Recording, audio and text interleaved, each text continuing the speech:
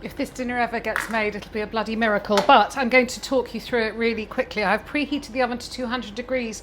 I've got some potatoes in boiling water. However, I bought a pack of 6 thigh fillets, and I'm going to, as the oven's on and I'm cooking, I'm actually going to cook them all because the leftovers will come in handy. I'm heating a pan. You can either put in some vegetable oil, or I'm using a little bit of schmaltz, which is chicken fat. I salted my chicken thighs this morning. Chicken is going skin side down.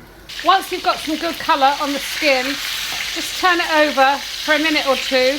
Once the skin is nicely browned, that one's a bit too brown, remove to the warm tray, turn the heat off under that pan, and put this in the oven for 35 minutes.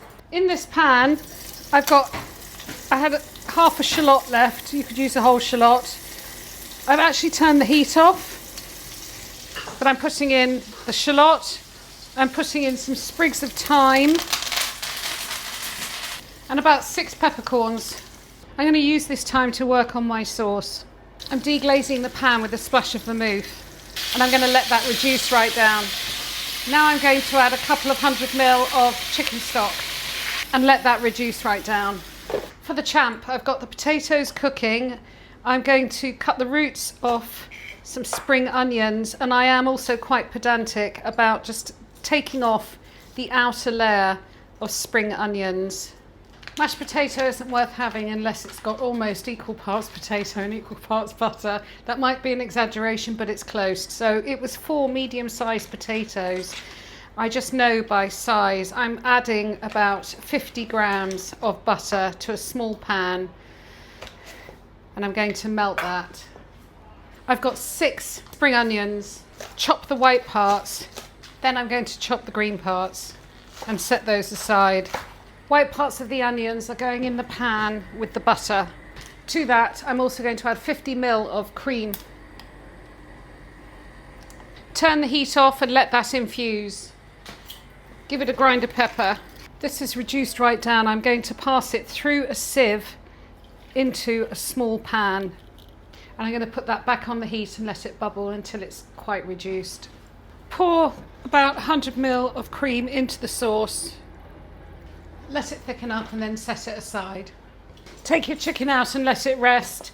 Drain off any of the fat, because you can add that to your schmaltz pot. Leave that to rest. I've mashed the potato with a conventional masher. I've put most of the butter in with the spring onions. I've left a little bit in the pot. I'm going to fold that butter through. I also seasoned it with white pepper and salt. So the whites have been folded in. I'm now going to just put in the green parts. They can sit on top and heat through. Put a lid on and set that to one side until you're ready to serve.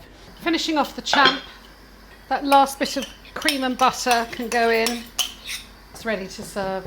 Big piece of chicken, a little bit of watercress and some sauce. That plate's too hot to pick up.